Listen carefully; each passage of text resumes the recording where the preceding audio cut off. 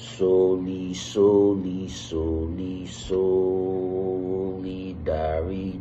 forever. Solidarity forever. Solidarity forever. For the union makes us strong. Victory. There is victory for us. Victory. There is victory for us in the struggle for our members. There is victory for us. Forward, forward ever, backwards never. In the struggle for our members, there is victory.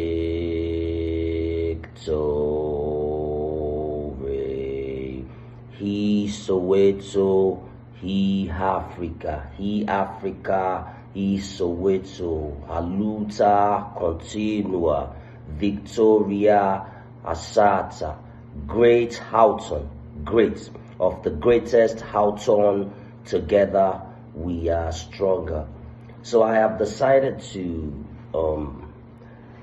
communicate with all executive members nationwide on the State of the Union, particularly in respect of the recent crisis which led to the 2/3 majority of inaugurated state councils and myself and the acting general secretary to call for a special national delegate conference in accordance with Article 7A of the Constitution. Because of the limited capacity of WhatsApp on the duration of video recording, I will be recording this video for the State of the Union address in the following segments. The first segment will cover the background and specific issues which has led to the resolution of the 2/3 majority of state councils calling for a special delegates conference. The second segment would cover the analysis of Articles 6 and 7 of the Constitution and the prayers of the resolution of the 2/3 majority of inaugurated state councils calling for a special national delegates conference. The third segment would cover the points of the communique issued after the conclusion of the SDC. And the fourth segment would provide a conclusive remark on the State of the Union and a way forward for Houghton. I will try my best to keep the recording of each segment not more than 8 minutes due to the capacity of WhatsApp. So this State of the Union address is very, very necessary at this point in time when we are going through a very difficult process of unionization. In this process, we have witnessed several challenges, from the idea of blockicization to collusion and corruption from international social impact grants, and the irresponsibility of our pioneer leaders as well.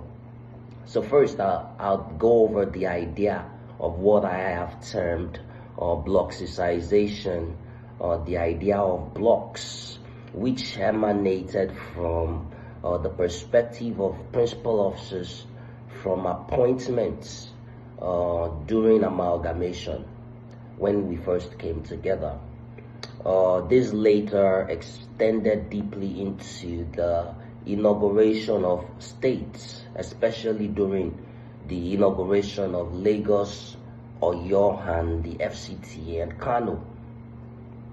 You know, the turnaround for the union came during the inauguration of Rivers State, which was void of bloc interference. And today we have 17 total inaugurated states, many of which are integrated into the union without the idea of blocks. But we must realize that we need to rescue and redeem our constitution during the next National Delegate Conference. We need to rescue it from the foundation, now principles of this blockization. We must uproot those principles of blocks from our constitution to achieve unionization. And the second challenge, because of time, this is the first clip, and it wouldn't take more than 8 minutes. There are 4 clips in total. The second challenge is collusion and corruption from social impact grants. That came into the picture when we were first registered at the Federal Ministry of Labor. We were approached at the time by Solidarity Center, that a previous efforts by NUPAB W, one of the blocks led by Comrade Ibrahim, attracted some donors like USAID, UNICEF, DRL, and that we were supposed to receive $650,000 from them for activities. So myself and the former General Secretary, I remember that day we were at the NLC, we signed an agreement, some form of MOU with Solidarity Center on that day. We were then, a few months later, we were expected to go for a workshop in Lagos, and we knew that some money had been released to Solidarity Center. All of a sudden, about 100 million or more, according to what I was told. Was it by Ralph or Bashman at the time? And all of a sudden, IADE began the intentional crisis of fractionalization. This caused a division within the CWC. 6 out of 18 left. Padmore, the deputy president, one died, making the total CWC left 16. While we found ourselves in very serious, chaotic legal suits and public embarrassment, nobody said anything regarding the funds which was given to the union through social impact grants, right? Through Solidarity Center, and how the funds were later on used or spent.